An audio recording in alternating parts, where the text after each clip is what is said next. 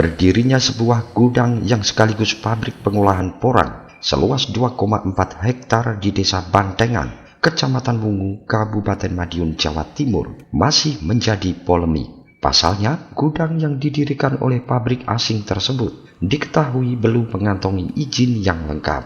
Sementara itu, diberitakan sebelumnya, kuasa hukum PT tersebut mengaku terdapat kendala internal mengenai lambatnya proses perizinan. Pihaknya sedang melakukan beberapa perubahan akta pusat serta penyesuaian kode KBLI dan RUPS luar biasa. Perlu saya sampaikan terkait SPPL, UKL-UPL, dan AMDAL, dan juga mengenai izin bangunan itu adalah persyaratan dasar berusaha. Itu tentang izin bangunannya. Yang oleh sebab itu memang itu belum dilakukan. Akan tetapi sebelum itunya dilakukan pada pengurus yang sebelumnya sudah terbit NIB yang saya katakan tadi. Namun produk NIB ini adalah produk dari OSS versi 1.1. Nah, ketika kita masuk, kita lakukan penyesuaian berdasarkan OSS RBA. Nah, proses ketika dilakukan sesuai dengan proses OSS RBA ini, memang kami harus melakukan perubahan akta pusatnya terlebih dahulu, terutama menyesuaikan kode baku lapangan usaha, kode KBLI-nya, seperti itu. Karena ini murni PMA, penanaman modal asing, dan salah satu pemegang sahamnya ini, karena dua-duanya PNA semua, dan salah satunya ada di negara asal di Tiongkok. Ketika kita akan melakukan RUPS, itu adalah bukan RUPS biasa, melainkan ada RUPS luar biasa dengan melakukan circular resolution. Nah, itulah yang membuat lambat proses perizinan yang ada di internal kami. Ini aja belum masuk ke proses perizinan, baru tahap awal perubahan akta perusahaan tersebut. Mengenai hal tersebut, Bupati Madiun Ahmad Dawami mengaku belum menerima laporan terkait perusahaan asing yang mendirikan gudang porang dengan perizinan yang belum lengkap.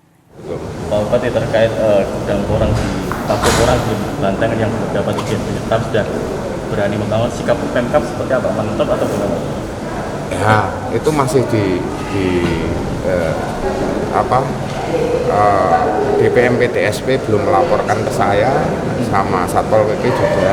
Nanti tentunya kalau sudah masuk pasti akan kita sikapi. Adakah perlakuan khusus investor dari daerah Indonesia maupun dari luar, Pak? Adakah perlakuan khusus? Enggak. Jadi begini, saya sudah sering sampaikan, seluruh investor itu harus punya 3 hal, baik untuk masyarakat. Baik untuk masyarakat itu bisa meliputi tenaga kerjanya, bisa bahan bakunya tersedia atau lain sebagainya. Jadi ada multiplier efek secara ekonomi. Tidak hanya lokal saja, tapi bicaranya makro so Kabupaten Madiun. Terus baik untuk pemerintah juga. Pemerintah itu punya target-target tersendiri, punya urusan dasar, urusan wajib semuanya, ini juga harus linear di sini. Nah, yang ketiga, baik untuk investasi itu sendiri. Ini bicara iklim investasi. Ini tidak bisa, tertinggal satu tidak bisa. Pak rencana akan memanggil dari Satpol PP Model. Wah, saya yakin kalau itu sudah berjalan nanti pasti akan nyampe ke saya juga.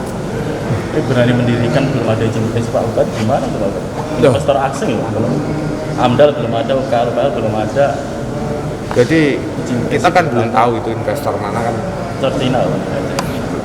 Itu kan laporan jenengan, saya butuh laporan resmi, ya kan, yang dari bawah. Tidak bisa saya ngambil keputusan harus berdasarkan data kan. Datanya seperti apa? Kalau sudah full pasti masuk ke saya. Dari Madiun, Tim Liputan Garda TV.